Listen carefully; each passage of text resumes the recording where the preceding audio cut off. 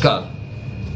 আমার প্রিয় কংগ্রেসের নেতৃবর্গ, বন্ধু সাথী যারা আছেন, সবার কাছে আবেদন, আগামী 8ই আগস্ট 2টোর সময় রাজ্য কংগ্রেসের পক্ষ থেকে সিবিআই দপ্তর, সিজিও কমপ্লেক্স, সল্ট লেক অভিযানের ডাক দেওয়া হয়েছে। আমরা ওই দিন সিবিআই আধিকারিকদের কাছে বিচার চাইতে এবং বিচার নিতে সবাই মিলে পায়ে পায়ে সিবিআই দপ্তরে পৌঁছব। আপনারা সবাই জানেন সেই হাড় হিম করা ঘটনা, বাংলার লজ্জা, দেশের লজ্জা, নারী সমাজের লজ্জা। অভয়ার বিচার আজও পর্যন্ত সঠিকভাবে সরকার, না রাজ্য সরকার না কেন্দ্রীয় সরকার, কেউ দিতে পারলেন না। তাই সিবিআইয়ের কাছে আমাদের জানার জন্য আমরা পৌঁছব কোন চাপের কাছে, কার নির্দেশে সর্বোচ্চ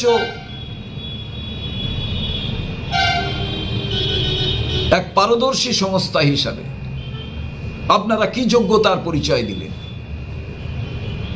সবাই মিলে আসুন অভয়ার বিচার চাওয়ার জন্য 8ই আগস্ট আমরা সিজিও কমপ্লেক্সে পৌঁছই এবং তার সঙ্গে আপনাদের কাছে আবেদন, 9ই আগস্ট শ্যামবাজারে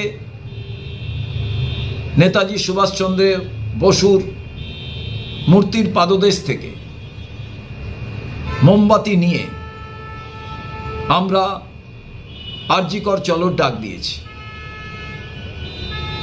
অভয়ার যে অত্যাচারের আর্তনাদের মূর্তি, সেই মূর্তিতে মালা দিয়ে পুষ্পার্ঘ দান করে আমরা বাংলার মানুষের কাছে আবেদন করতে চাই যে এই অন্যায়ের বিরুদ্ধে সুবিচার কখন পাবে, কোন সরকার সুবিচার দেবে, রাজ্য সরকার না কেন্দ্রীয় সরকার। 9ই আগস্ট ইংরেজ তুমি ভারত ছাড়ো, এই আমাদের কণ্ঠে স্লোগান ছিল। আমরা 8ই আগস্ট এবং 9ই আগস্ট আমরা বলবো রাজ্য সরকার, কেন্দ্রীয় সরকার তোমরা গদি ছাড়ো। তার কারণ তোমরা আমার ডাক্তার বোনের সুবিচার দিতে পারোনি। সবাই মিলে আসুন এই সিবিআই দপ্তর চলো অভিযানে এবং আরজি কর চলো এই আহ্বানে নিশ্চিতভাবে আপনারা সবাই আসবেন, এই কামনা করি।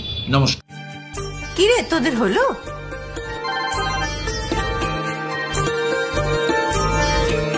দিদি, বর এসেছে।